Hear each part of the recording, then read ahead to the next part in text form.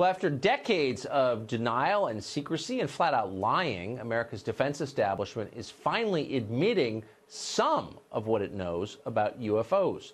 The Navy has admitted that its pilots encounter unidentified aircraft so often that they've had to draft new reporting guidelines to allow pilots to come forward.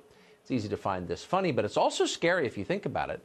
Our vast, well-funded defense establishment is seeing things in the sky they cannot account for, doing things they cannot understand. Should we be worried? Congressman Mark Walker is a Republican representing the state of North Carolina. He just sent a letter to the Secretary of the Navy, Richard Spencer, about the military's UFO investigations. We recently spoke to the congressman. Here's part of what he said. Should we be worried about this? Well, we are concerned about it. As the ranking member of Terrorism and Counterintelligence, we have questions. It comes down to some of the new infrared radar systems that we're putting on some of our new jets are detecting some things out there. We call them unidentified aerial threats, and that's something that we're looking at. Our UAPs is what we call it. We want to know the information, and that's why it's important that we take a look at this. So this has been going on an awfully long time. There's a lot of data the government has stored about this. Most of it, I think, is still classified. But there must be theories about what these objects are, what these aircraft are. What's the most plausible theory, do you think? Well, we don't know for sure. Obviously, what we do know is the question that we're wanting to get to is this something that's a defense mechanism from another country?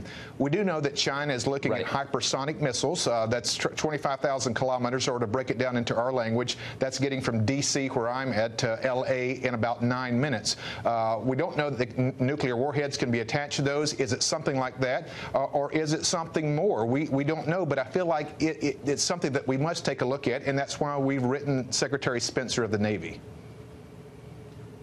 Is there any indication that you're aware of that these sightings are foreign aircraft, Russian or Chinese aircraft? We don't know. We have no evidence to support that.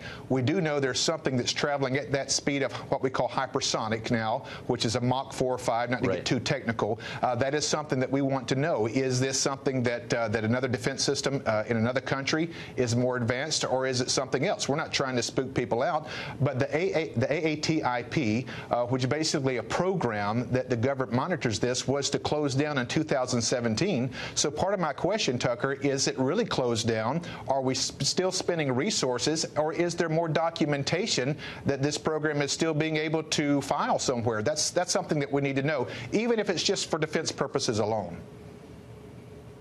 We spoke to a government employee who has worked on this issue, who said that the U.S. government has wreckage from one of these aircraft. Do you know anything about that? We don't know, but that's one of the 4 questions that we are asking. Is there evidence being held somewhere? Not to get too spooky once again, but if there is evidence, I believe it's important for people, specifically in my position as the ranking member of Terrorism and Counterintelligence, we need to know what this is. Of course. And those are all legitimate questions.